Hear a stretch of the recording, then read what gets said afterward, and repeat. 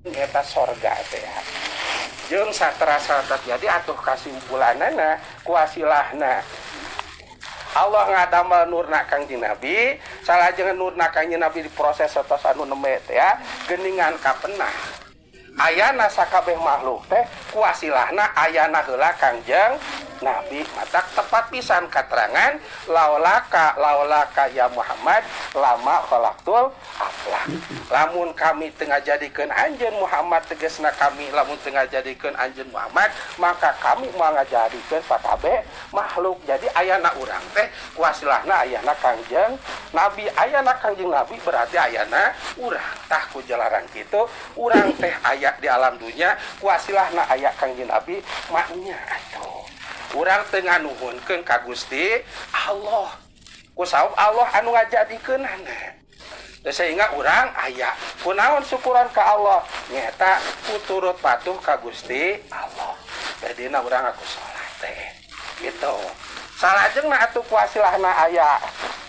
ayana urang teh ku ayana Kangjeng Nabi berarti urang kudu nganuhunkeun ka Kangjeng Nabi ku cara naon nyata ku munjung muja ka Kangjeng Nabi nyata ku muji-muji Kangjeng Nabi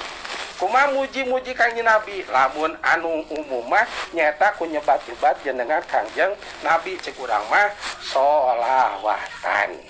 aya katerangan man ahabba syai'an katsura dzikruhu sing saja anu demen kana hiji perkara maka seueur nyebat-nyebatna eta perkara tamatak muji Kangjeng Nabi mah itu pada iraha oge mangga di mana oge mangga ngan kedah ningali anu layak katana pinteuna walaupun di mana mangga misalkan di WC bari ngising maca sholawat tola'al badru alaina borojo tai aya mah da teu pantes teh teteh gitu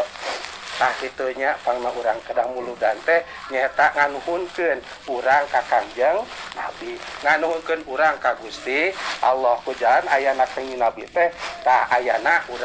urang teh sabab ya ayana Kangjeng Nabi ayeuna mah abdi ngiring-ngiringan ka mangate ka pinaik sakulawargi alhamdulillah tiasa muludan jeung ngariungkeun urang sadaya pamugi-mugi saeuneum ge mangate sakulawargi sing kacatet ka umatna Kangjeng Nabi anu malah mandar keng sabata ti Kangjeng Nabi amin ya Allah ya rabbal alamin salajengna berkah tina muludan ieu mugi-mugi ku Allah taala lewat sabata Kangjeng Nabi sing digebrokkeun ka mangate sakulawargi urang sadayana anu ngiring linggih di bumi kusabab nyumponan pangulemah ati mugi-mugi sami urang sadayana ge sing kaangkeun ka umat Kangjeng Nabi salajengna mugi-mugi sing kacatet ka umat Kangjeng Nabi anu malah mandar keng sabat Kangjeng Nabi kadituna walaupun bubuk-bubukna oge urang sing kakecretan ku padilahna muludan